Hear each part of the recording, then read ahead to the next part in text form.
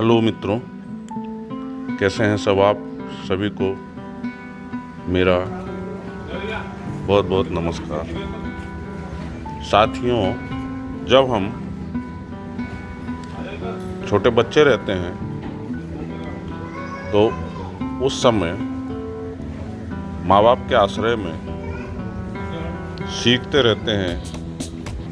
संसार में सबसे पहले सबसे बड़ी गुरु हमारी माँ होती है और माँ दुनिया में कैसे जीना है ये सिखाती है।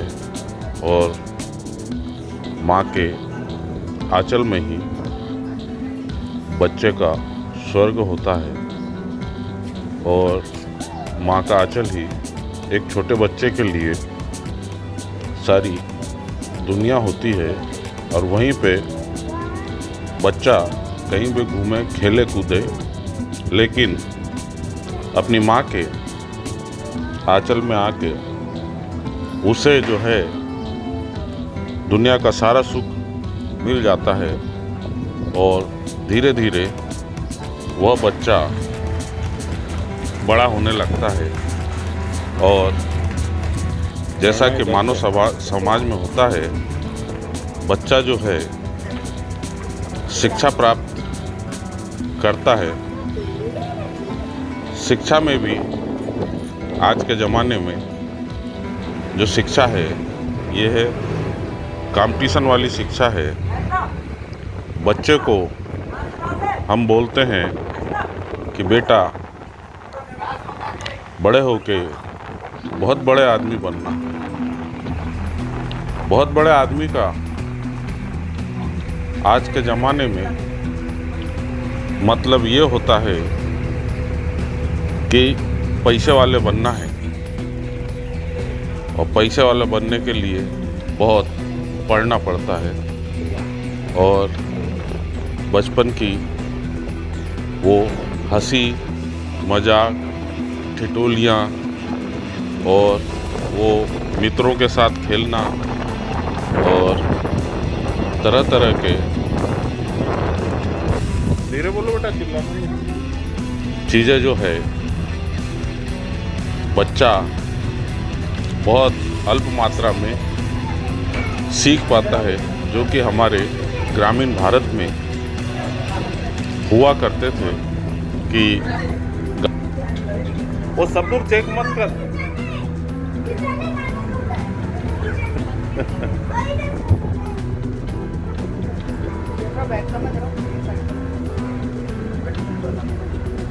गाँव के सारे बच्चे आपस में मित्र रहते थे। उसमें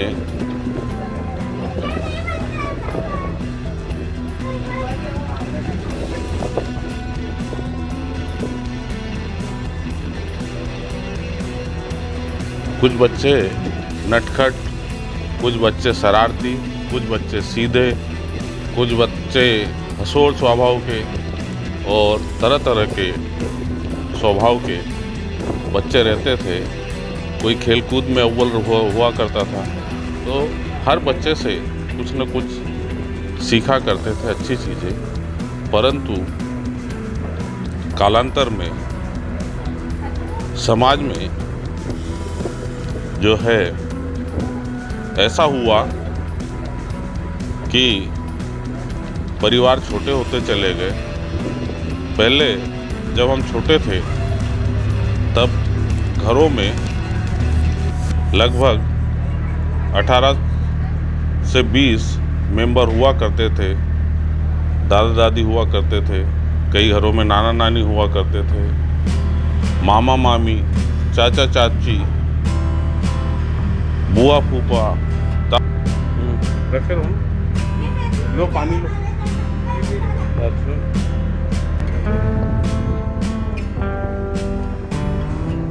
मेरी सेल्फी ले लो।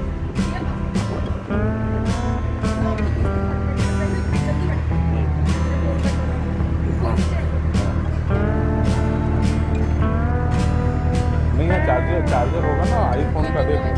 नहीं, इनके पास होगा आईफोन का चार्जर। पूछ लो भैया को अंदर। हाँ, आईफोन का होगा इनके पास। वो उसका बिटिया का चार्जर खत्म हो गया, सब मिल जाएगा, मिल गया।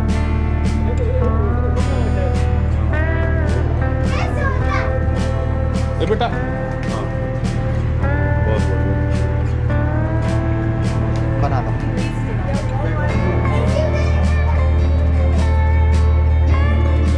ताऊ ताई उनके बच्चे, तो परिवार में जो है इतना माहौल हुआ करता था कि एक बच्चा जो है लगभग दुनिया का जितना भी ज़रूरी ज्ञान है वो अपने घर में ही सीख लेता था। और एक सुसंस्कारित बच्चा जब पहली क्लास में पढ़ने जाता था तो ये फोकस कैसे गड़बड़ हो जाता है, क्या दबा दो? स्क्रीन पे दबा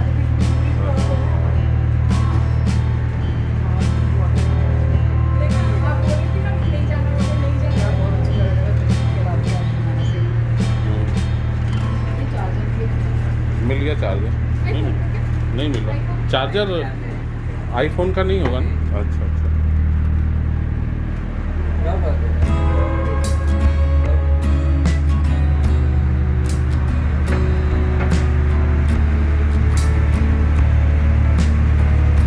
उसमें जो आंगनवाड़ी और बालवाड़ियों में आजकल सिखाया जाता है वो सारे गुण पहले से आ जाया करते थे। चूँकि घर के सारे मेंबर जो है अपने अपने हिसाब से बच्चे को शिक्षाएं देते थे और लाड़ प्यार करते थे, परंतु आज के अर्थवादी या यूँ कहिए व्यवसायिक जीवन जो है ये सामान्य जीवन से अलग हो गया है। और ऐसे जीवन में मात्र पति पत्नी और उनके 2 बच्चे का जो है चलन संसार में आ चुका है और माइक्रो फैमिली का ज़माना है। माइक्रो फैमिली का ज़माना है, इसके साथ ही छोटा परिवार, सुखी परिवार का कंसेप्ट है, जिसमें कि माता पिता और उनके मात्र 2 बच्चे रहते हैं। और दूसरा जो है उपभोक्तावादी संस्कृति इतनी ज़्यादा बढ़ गई है कि इस उपभोक्तावादी संस्कृति में पति पत्नी लगभग दोनों शिक्षित रहते हैं और दोनों को जो है पैसा कमाने के लिए नौकरी या व्यवसाय कुछ न कुछ करना पड़ता है। और ऐसे में उनके जो छोटे बच्चे रहते हैं वो आंगनवाड़ी, झूला घर या किसी आया के देखभाल में पलते हैं। अब ऐसे बच्चे पलते हैं तो वो जो है उनको संस्कार जो है उस आया माँ के ही आते हैं। हो सकता है वो संस्कार अच्छे भी हो या कम अच्छे हो, पूरे इसलिए नहीं कह सकते हैं क्योंकि जिसको जैसा ज्ञान आता है वैसा ही उसका हमारे पायलट भैया प्रचार प्रसार करता है। किंतु मूल भावना इसमें यह है कि बच्चा अकेला रहता है और उसके जो परिवार के जेनेटिक्स के गुण हैं वो कम सीख पाता है। और इधर उधर से देख के, जैसा कि आप जान रहे हैं आजकल व्हाट्सएप यूनिवर्सिटी जो है चल रही है, इसमें व्हाट्सएप के सहारे बच्चा जो है ज़्यादा ज्ञान हासिल करता है इसको पकड़ के ही रखना। आपने देखा होगा नीचे से वो छोटे छोटे बच्चे भी जो है मोबाइलों में बस बस बस आ जाओ, लगे आ जाओ रहते बेटा, हैं आ और जाओ, कम बैक। लगभग पूरा ज्ञान जो है वो मोबाइल से हासिल करते हैं। वो ज्ञान जैसा भी हो, अच्छा हो या बुरा हो, उसको बच्चा समझ नहीं पाता है और उसके मन में वही संस्कार घर कर जाते हैं और धीरे धीरे जड़ें जमा लेते हैं। तो साथियों, ये सब कहने का मेरा मकसद ये था कि जो भारत की गुरुकुल की प्रथाएं हैं, पारिवारिक प्रथाएं हैं और मनुष्य की जेनेटिकल जो आईडी है वो हमारे बच्चों को याद नहीं रह पाती है और इस कारण से हमारे बच्चे जो हैं इन सब चीज़ों को सीख नहीं पाते हैं और एक नए प्रकार का कल्चर इस दुनिया में डेवलप हो गया है। तो खैर, इसके बाद में बच्चे को हम हमारा हिंदुस्तानी कल्चर छोड़ के और अंग्रेज़ी कल्चर की शिक्षा देना शुरू कर देते हैं। मैं ये नहीं कहता हूँ कि अंग्रेज़ी कल्चर ख़राब है, लेकिन हमारे देश का जो कल्चर है इसकी ही नकल जो है पूरे संसार में की जाती है। ज़्यादा गहराई से देखेंगे तो भारत जो है, यहाँ की जो चीज़ें हैं इन्हीं को विदेशियों के द्वारा अपनाया गया है या हमारे देश ने किसी देश के ऊपर कभी आक्रमण नहीं किया, कभी कब्जा नहीं किया, कभी अपने देश के बाहर किसी अन्य देश को दबाने की कोशिश नहीं की। चूँकि हमारा देश स्वर्ग से भी सुंदर है, ये शानदार हमारी भूमि है, यहीं पर हम अपने घरों में रहते थे, लेकिन हमारे को ईश्वर ने जो नेमतें बख्शी है उन नेमतों को हम खुशी से मिल बांट करके और उपयोग करते थे, लेकिन हमारी आर्थिक संपन्नता, हमारे प्राकृतिक संसाधनों, हमारा जो है शानदार सांस्कृतिक परिचय और जीवन शैली जो है सबे भूमि गोपाल की, मिल बांट के खाओ और मिल बांट के रहो और प्रेम से रहो, ये सब संस्कृति जो है इनके ऊपर अक्सर विदेशियों के द्वारा बार बार आक्रमण किया गया। अब आप सोचिए कि लोग जो है 7 समुंदर पार यूरोप से यहाँ तक चले आए, यानी कि लोग स्विट्ज़रलैंड और कहाँ घूमने जाते हैं। उन स्थानों में सिर्फ हम क्या देखने जाते हैं? बर्फ़ देखने जाते हैं और क्या देखने जाते हैं। लेकिन हमारे देश में बर्फ़ भी है और समुंदर भी है और हर तरह की वनस्पति भी है जो उन क्षेत्रों में बिल्कुल नहीं होती है। लेकिन उन्हीं लोगों ने हमारे देश की विविधता को जान करके और हम लोगों के ऊपर अक्सर हमारी संपन्नता के कारण हमें कई बार दास्ता या पराधीनता स्वीकार करना पड़ी है। तो साथियों, ऐसा हमारा देश है। अब सबसे बड़ी बात जो है, बच्चा हमारा पढ़ लिख जाता है, कंपटीशन में आ भी जाता है। आप जानते हैं कि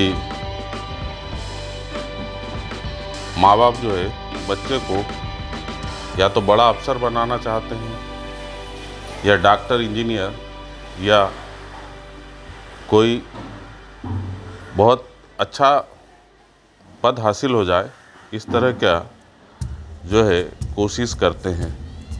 अब बच्चा जो है अपना 20-25 साल तक पढ़ लिख करके, वो कठिन परिश्रम करके और पूरा अपना 25 वर्ष का समय जो है शिक्षा में लगा देता है, और इसके बाद में उसको नौकरी मिलती है या नहीं मिलती है, ये उसके भाग्य के ऊपर निर्भर रहता है।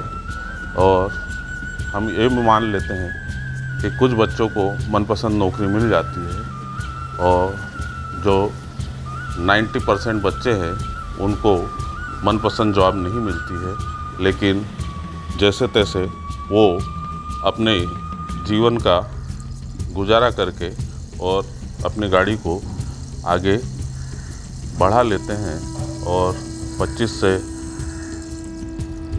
50 साल के बीच में बच्चों का विवाह हो जाता है, और वो उनके भी बच्चे हो जाते हैं, और फिर वही जो संस्कार उन्होंने आधुनिक जगत में सीखे थे, उन्हीं को थोड़ा परिष्कृत करके अपने बच्चों को सिखा देते हैं, और इस तरह से बच्चे बड़े हो जाते हैं, और इसके बाद में जो है वो जैसा हमने संघर्ष किया था उससे ज़्यादा थोड़ा उत्कृष्ट संघर्ष करके और अपने जीवन में स्थापित हो जाते हैं।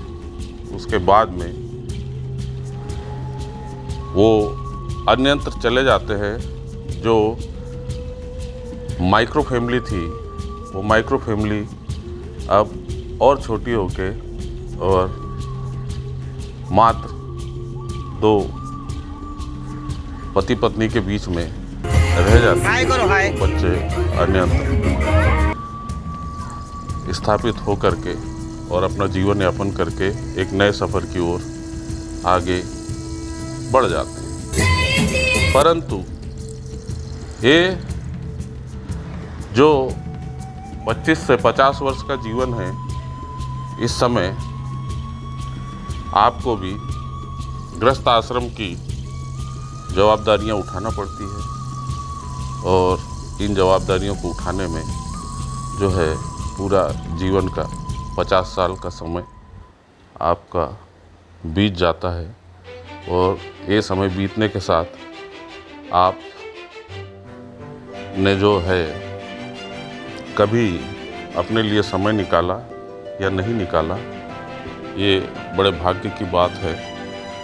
क्योंकि या तो आदमी नौकरी में रहेगा तो कहीं मीटिंग में जाएगा, या एजुकेशनल टूर पे जाएगा, या कहीं ट्रेनिंग पे जाएगा।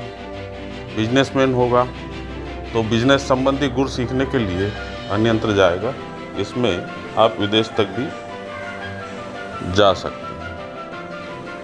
परंतु सबसे बड़ी बात यह है कि आप अपने लिए इस जीवन में कब जिए, और जिए तो कितना जिए। हद से हद किसी रिश्तेदार के यहाँ चले गए, कहीं शादी वादी में चले गए, 1-2 दिन वहाँ रुके, कोई धार्मिक कार्यक्रम हो वहाँ चले गए, वहाँ रुके और एक बंधी बधाई लिंक के तहत काम किया, या कोई तीर्थ यात्रा पर चले गए। ठीक इसी तरह से आप का जीवन जो है भारत में लगभग 60 वर्ष का हो जाता है। तो 60 वर्ष के बाद में आपको जिस भी व्यवसाय में है, नौकरी में है, सरकार रिटायर कर देती है। और जब इंसान नौकरी से रिटायर हो जाता है तो 4-8 दिन पहले जिसको सब लोग जो है नमस्कार करते थे, बाकायदा काफ़ी इज्जत मिलती थी, सम्मान मिलता था, वो एक जो है विदाई का समारोह करके और अच्छे कारनामों की तारीफ़ करके और इतिश्री आपके साथी लोग या समाज कर लेता है। उसके बाद जब दिन में आपके पास 3-3, 400 फ़ोन आते थे और रिटायरमेंट के बाद आपको सिर्फ अपने परिवार के लोग, आपकी पत्नी और आपके बच्चे, कुछ गिने चुने फ़ोन आना शुरू हो जाते हैं और वही समय रहता है जब आप रिटायर हो जाते हैं। तो अब आपको अपने लिए जीना चाहिए। तो अपने लिए जीने के कई तरीके हैं। आप जब 60 वर्ष की उम्र पार कर लेते हैं तो उस समय आपके बच्चे जो है वो गृहस्थ जीवन में प्रवेश कर लेते हैं, अपनी पारिवारिक जिम्मेदारियों में व्यस्त रहते हैं और आज के सामाजिक जीवन में उनके पास इतना समय नहीं होता है कि वो आपकी तरफ ठीक से ध्यान दे पाए। हालांकि उनकी भावनाएं वैसी नहीं होती है, परंतु कार्य की अधिकता और अत्यधिक कार्य का दबाव होने के कारण वो चाहते हुए भी आपकी तरफ ध्यान नहीं दे पाते हैं। ऐसे में कुछ क्षण यदि आपकी पत्नी आपके साथ है, ये बहुत बड़े सौभाग्य की बात है। उनके साथ में अपने लिए जीना शुरू करें और आप जिस पेशे में थे उस पेशे को समाज सेवा में यहाँ वहाँ जा कर के और निःशुल्क बच्चों को आपने जो जीवन में सीखा है, बच्चों को या जो भी सीखने का इच्छुक हो, ऐसे लोगों में अपने ज्ञान को बांटें और उसका आधुनिक स्वरूप प्रस्तुत करें, जिससे कि आपने जीवन में जो ज्ञान हासिल किया है वो अगली पीढ़ी को समग्र रूप से प्राप्त हो जाए। तो साथियों, मैं भी अपनी लाइफ में एक सिविल इंजीनियर रहा हूँ और पीने के पानी के ऊपर पूरी ज़िंदगी काम किया और मुझे जो है मध्य प्रदेश और छत्तीसगढ़ में पानी की क्राइसिस क्या होती है, पानी की समस्या क्या होती है, इसको मैंने बहुत नज़दीक से देखा है। दूरस्थ अंचलों में गया हूँ और एक एक बूंद के लिए मानव को और जीव जंतुओं को परेशान होते हुए देखा हूँ। ऐसे ही समय में मैं यहाँ केरल आया हूँ। केरल में जो है इस समय अप्रैल का तीसरा सप्ताह चल रहा है और तीसरा सप्ताह चल रहा है। इसके बाद भी जो है यहाँ पर वनस्पति और हरियाली जैसी कि वैसी है जो कि हमारे मध्य प्रदेश के क्षेत्रों में बारिश में जैसी हरियाली होती है वैसी हरियाली यहाँ पर अप्रैल मई जून के महीने में केरल क्षेत्र में है। हालांकि यही सूर्य और यही तापमान मध्य प्रदेश में भी है और यही सूर्य और यही तापमान आज केरल में भी है। बहुत ज़्यादा कोई डिफरेंस नहीं है।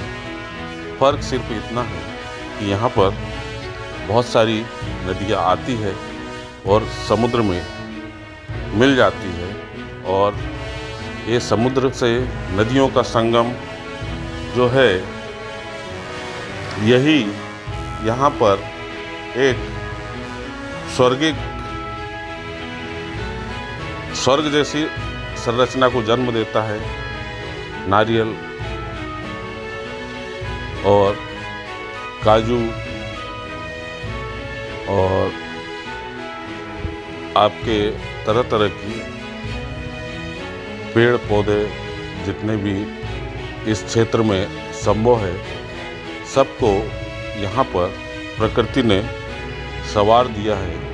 और इसका मुख्य कारण जो है नदियों का बैक वाटर है। और इन्हीं बैक वाटर के किनारे यहाँ पर ये पर्टिकुलर मैं अभी कासरगोड ज़िले की बात कर रहा हूँ, जो कि मैं थोड़ा बहुत घूमा हूँ। इस ज़िले में जो है ये नदियों के किनारे पूरी संस्कृति बसी हुई है और ये इसी जल की पूजा करते हैं, इसी प्रकृति की पूजा करते हैं। इसको जो है यहाँ के हमारे भाई लोग जो है प्रकृति को बिना क्षति पहुँचाए यहाँ के समुद्री जीवन से भी भोजन प्राप्त करते हैं, खेती से भी भोजन प्राप्त करते हैं और यहाँ के पेड़ और जो भी वनस्पति है इनसे अपनी जीविका चलाते हैं और साथ ही पर्यावरण का संरक्षण भी करते हैं। तब ये क्षेत्र जो है सदियों से यथावत बना रहा है। तो मेरा कहना इसमें इतना है कि ये जो बैक वाटर देख रहे हैं हम, ये बैक वाटर की प्रक्रिया को हम क्यों न अपने मध्य प्रदेश के क्षेत्र में कम से कम नदियों का मछली की मंडी होगी, वो मंडी समतलीकरण कर लें। या जिन घाटियों से हमारी नदियाँ निकली है और उन्होंने बहुत गहरी गहरी कटिंग कर ली है, उसमें यहाँ से बाहर एक्सपोर्ट भी होता है। कुछ मीटर तक जल भराव की स्थितियाँ तैयार कर लें, जिससे क्या है कि मिट्टी का कटाव भी रुके और पानी जो है हमारे क्षेत्र में जो है मध्य प्रदेश में सबसे बड़ी दिक्कत क्या है कि पौधे लगा देते हैं और उसके बाद पानी ढूंढते हैं। परंतु हम ये क्यों नहीं सोचते हैं कि हम पानी वहाँ पे इकट्ठा कर लें, किसी जगह पर संचय कर लें, चाहे वो वन क्षेत्र हो चाहे राजस्व का क्षेत्र हो, पानी को संचित कर लें और उस पानी को सुरक्षित रखें, साफ रखें। निश्चित ही वहाँ पर अपने आप पेड़ पौधे भी उग जाएंगे और पशु पक्षी भी अपना आशियाना बना लेंगे और बहुत ज़्यादा हमें वहाँ मेहनत करने की आवश्यकता नहीं है। अपने आप एक एटमॉस्फेयर जो है पर्यावरण वहाँ पे तैयार हो जाएगा मात्र पानी के कारण। साथियों, ये मेरे मन के भीतर बैठा हुआ सिविल इंजीनियर बोल रहा था, जो बात मैंने आपको कही। अब सबसे बड़ी बात यह है कि आप जो है यहाँ केरल आए और ये में भी जो हाउस बोट मिलेगा खुशबू, थोड़ा पीछे से हाउस करो बोट बेटा। में बैठ के अपने परिवार के साथ जो भी सदस्य आपके साथ रहते हैं उनके साथ हाउस बोट की सैर अवश्य करें। इसका मुख्य कारण ये है, आप अगर एक चित्रकार है तो एक चित्रकार की नज़र से आपने जो भी कल्पना की होगी उस कल्पना से बढ़ के एक आपको मंजर दिखेगा। आप एक इंजीनियर हैं तो इंजीनियर के रूप में आपको जो है एक से बढ़ के एक यहाँ जल के स्रोत दिखेंगे। भले ही पानी खारा है तो क्या हो गया, ये पानी भी पूरा वर्षा की देन ही है। इन्हीं समुद्रों से पानी जो है भाप बन के आसमान में जाता है और वह वापस बादल के रूप में बादल बन के और जो मुख्य ज़मीन है उस पर बरसता है और ये चक्र सतत चलते रहता है। तो हाउस बोट जो है, हाउस बोट एक संस्कृति है जो प्रकृति के करीब आने का, प्रकृति को महसूस करने का, प्रकृति को करीब से देखने का, और साथियों इसमें जो है हाउस बोट का मतलब ये है कि नाव के अंदर ही,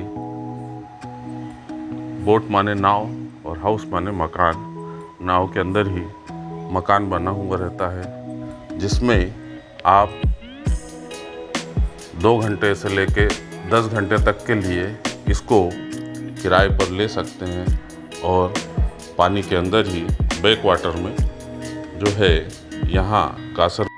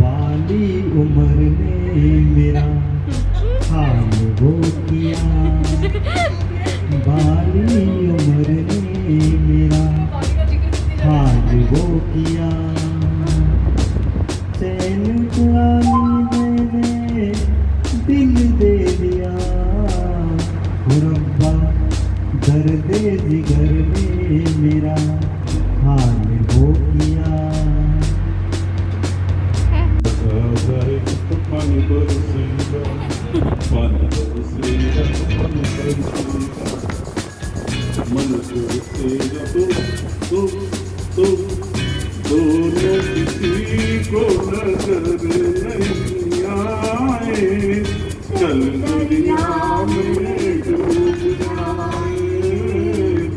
जल दरिया में डूब जाए। तूने लगाया आँखों में गजरा, क्यों नहीं बांधा बालों में गजरा। तूने लगाया आँखों में गजरा, क्यों नहीं बांधा बालों में गजरा। तेरी कोई तो घटा छा जाएगी तो पानी बरसेगा तो मन तरसेगा तो दोनों किसी को नजर नहीं आए। चल दरिया में डूब जाए, चल दरिया में डूब जाए। दरिया से सागर, सागर से गहरा प्यार, सागर से गहरा प्यार। जब से हमने जीना सीखा, मरना सीखा, जीना सीखा, दरिया से दरिया, दरिया से तोहरे ताल मिले नदी के जल से, नदी मिले सागर में, सागर मिले कौन से जल में। कोई जानना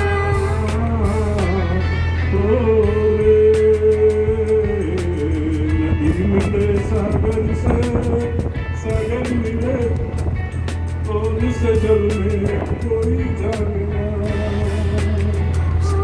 मिले नदी के जल में, नदी मिले सागर में, कौन से जल में।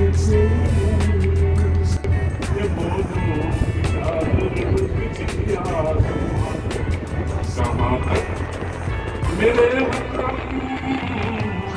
हमदम मेरी हद है जहाँ तक।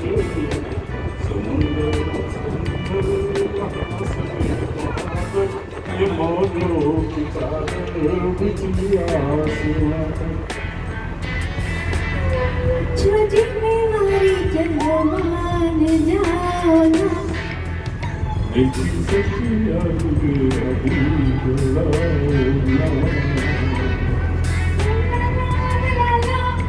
ला ला ला ला ला ला। लेकिन सच्चिया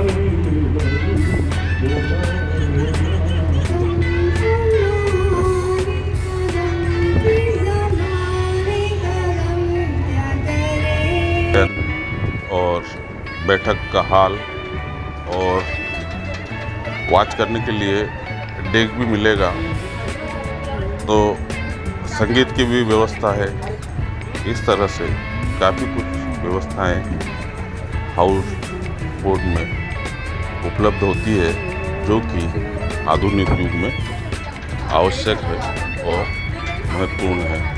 तो ऐसी ही कुछ व्यवस्थाएं जो है हमारी इस हाउस बोट में जो है उपलब्ध है, और मैं अपने परिवार के साथ इसी हाउस बोट में जो है